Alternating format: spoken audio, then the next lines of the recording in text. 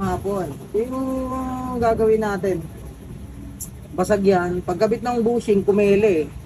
Yan, tignan nyo po, may tama doon sa loob. Ayun. Yung lugar na yun. Nung pumasok yung bushing, sumaklang. Tumagilid, pumutok ngayon yung kabitan. Ito ititig weld natin. Binikat na natin yan, putok yan eh. Ayun na yung crack. Ayun, may crack doon. Basag yan. Yung hairline crack, makikita yung hairline crack. Ayan eh.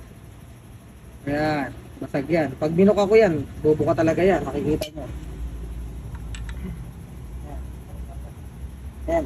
Ayan, nakita nyo? Bubuka. Ayan. Ayan, bubuka siya. Ayan, basag. Ayan. Pag binuka ko, basag yan. Ayan. Bubuka talaga siya. Ayan, titigwin din natin. Ayusin natin yan. Para pati itong inaanuhan ng bushing na yan, inuupuan ng bushing, tatabasan natin mamaya ng konti yan. Ito yung nasugat. Oh. Yan. Para pagpasok uli ng bushing, suwabe siya. Yan.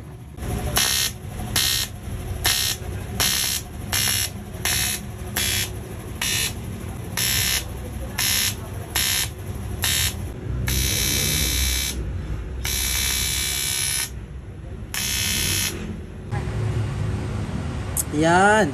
Yan na yung ating tinitigweld kanina. Oh, tingnan mo. Ito. Yan.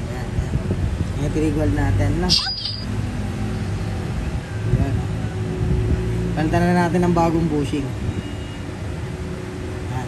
Tapos na siya. Pwede na ikabit. Yan, kinalas kabit natin itong makina doon sa motor.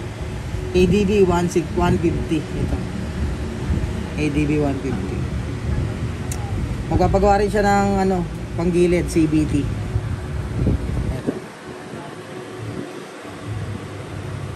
Yan, sa mga magpapagawa po nito, dito lang tayo sa number 1 OJP Rizal, Barangay Nangka, Marikina City. John Grasa.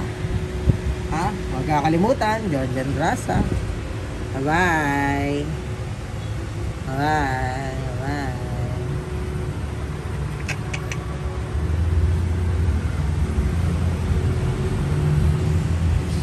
So, recap.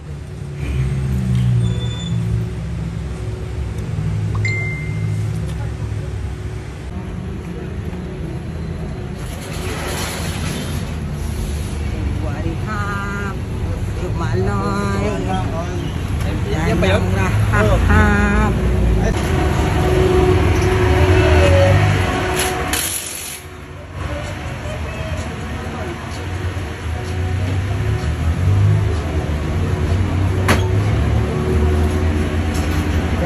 Ito yung inalay natin.